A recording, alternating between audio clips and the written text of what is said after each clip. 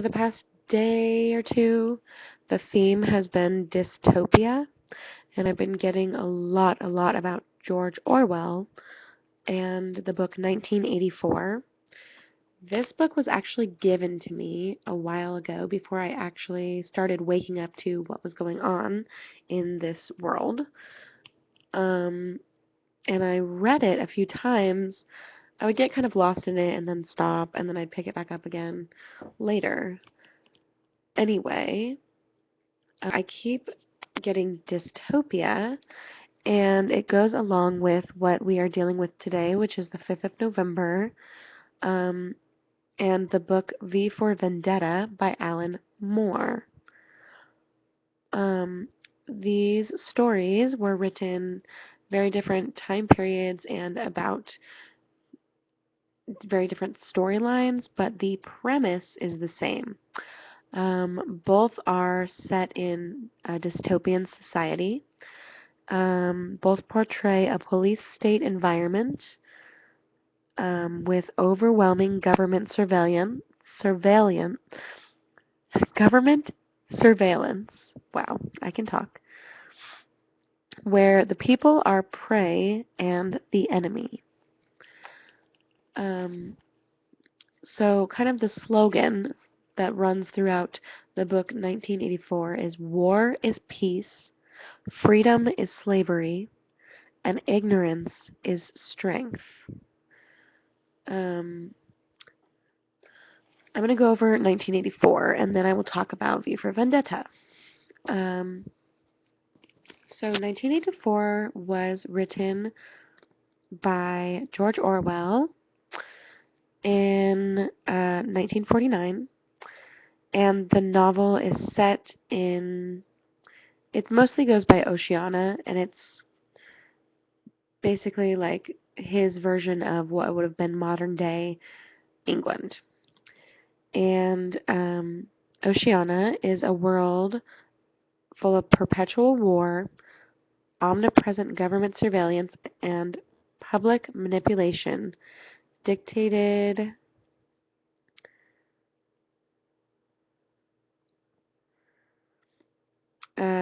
the protagonist of the novel, or the main character, is Winston Smith, and he actually works for the government in the Ministry of Truth, and his job is to revise propaganda and articles that have already come out to fit what the government is saying is true. His job is to rewrite the past and make records that support what is currently happening in the government.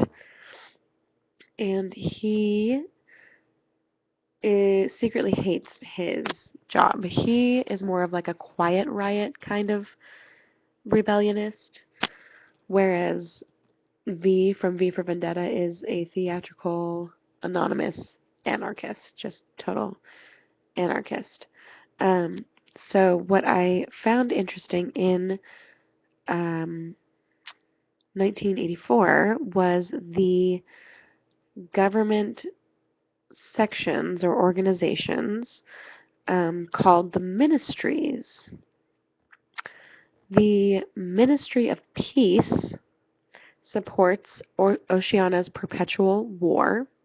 They're all very ironic like this, which is why his book is just great. The Ministry of Plenty rations and controls food, goods, and domestic production. So they're basically responsible for famine. The Ministry of Truth controls information, news, entertainment, education, and the arts, media. They are responsible for censorship. The Ministry of Love identifies, monitors, and arrests anyone that is deemed a threat.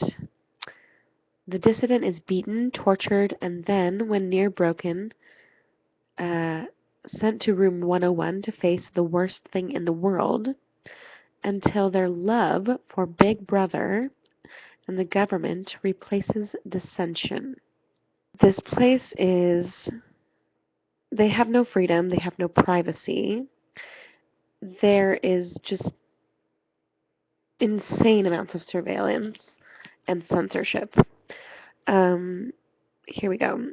Many of the people of Oceania live in apartments equipped with two-way telescreens so that they may be watched or listened to at any time. Similar telescreens are found at workstations and in public places along with hidden microphones. Written correspondence is routinely opened and read by the government before it is delivered. The thought police employ undercover agents who pose as normal citizens and report any person with subversive tendencies. Children are encouraged to report suspicious persons to the government, and some even denounce their parents. Surveillance controls the citizenry, and the smallest sign of rebellion, even something so small as a facial expression, can result in immediate arrest and imprisonment. Thus, citizens are compelled to obedience. So this is the dystopia that is set up in 1984. And it sounds actually a lot like modern day America, where we all have TV screens. In this movie, or I'm sorry, in this book, they can like turn the screen on and deliver messages to people telling them what to do, and like having like group exercise sessions that you're required to join in through your TV, like just weird things like that. Um, so it sounds like something that is feasible, something that could very well happen today. And we, if you have done any research, our cameras on our computers can be turned on without our knowledge. Our phone microphones can be turned on without our knowledge. Anything that can be used to put out can also be used as a listening device or a watching device. Okay, so V for Vendetta, a graphic novel by Alan Moore and illustrated by David Lloyd. It's kind of like a comic, basically. And it depicts a dystopian I can't talk today, post-apocalyptic near future of the UK. I don't know why these are both set in the UK.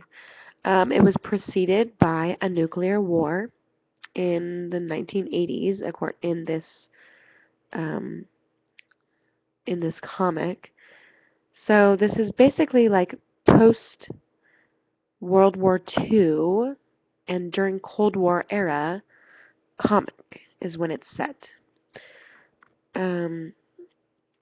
Much of the world has been destroyed, and most of the damage to the country is indirect, mostly through floods and crop failures, so they're dealing with famine. A fascist party called the Norse Fire has exterminated its opponents in concentration camps and now rules the country as a police state. The comics follow its character and main protagonist, V, as an anarchist revolutionary dressed in a Guy Fawkes mask.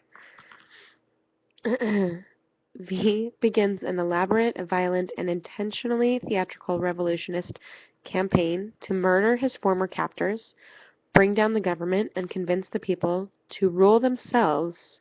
A little bit about Guy Fawkes, which is the mask that V wears in V for Vendetta, and the mask that all of the anonymous marchers are wearing.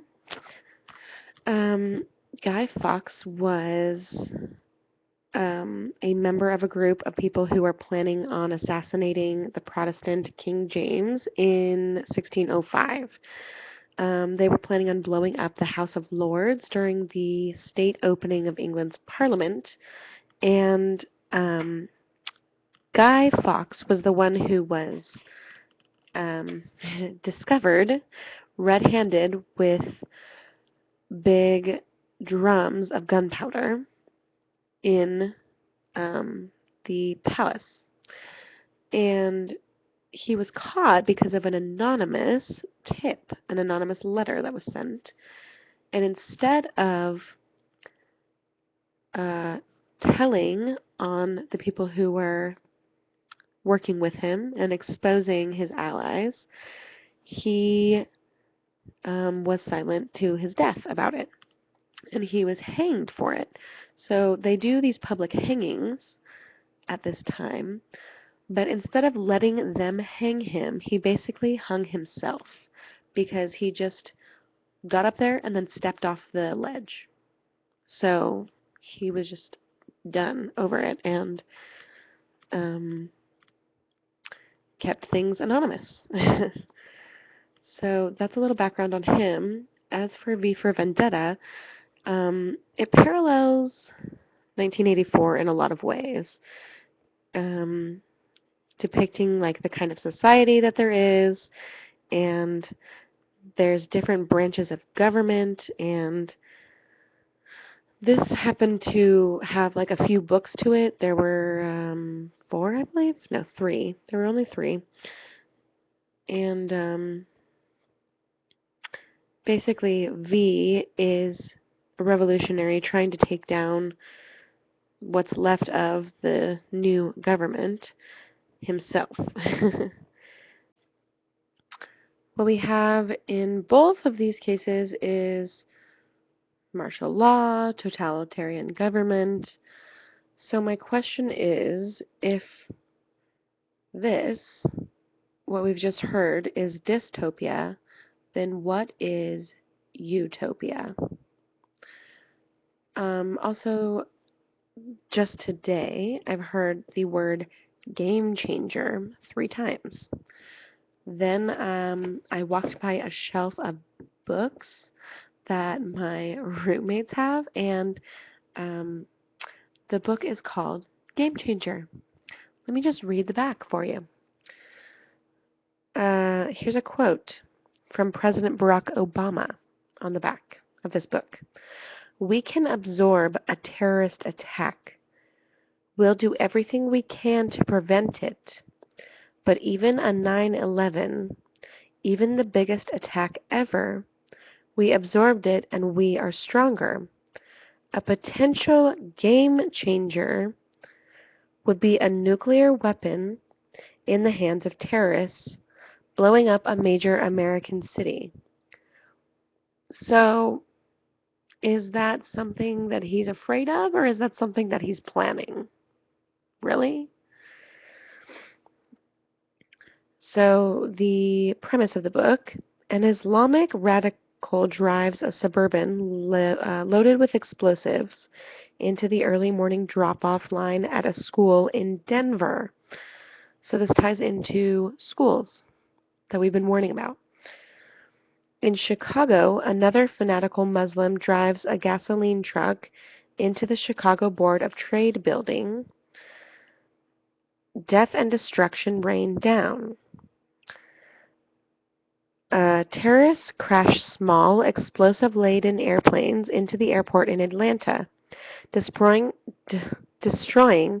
2 jumbo jets and the main terminal. All flights are grounded. A nuclear bomb is exploded high above Washington, D.C. The entire East Coast power grid collapses. Everything is at a standstill. This electrifying new fiction novel from Mike Evans traces the events from inception to execution, from the hopelessness of a world gone mad to a renewed hope.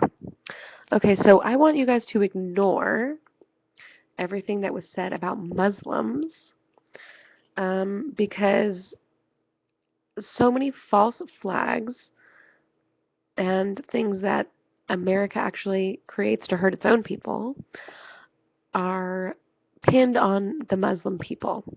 I'm not saying that there aren't Muslims who do things that are not okay to the American people, but I'm just tired of them. I'm just tired of it. Anyway, let's just talk about terrorist attack in general, which can be done by our own people or by foreigners. So this is talking about one at a school, one at an airport, one at a major building in Chicago, and then nuclear bomb exploding above Washington, D.C., causing a power grid collapse. Sounds like a nuclear EMP, like what I was warning about. I've been getting warnings of 911 at least 5 times today, and then this, game changer. And I've been talking about a large event coming. I've been talking about terror attacks on schools. The book that I read the back cover of was talking about a terrorist attack that was so large that it was more damaging than 9/11 to the consciousness of America. This is what's coming. Unfortunately, this is what's coming. And I think that this is going to produce a chain of events that will set the new world order in motion.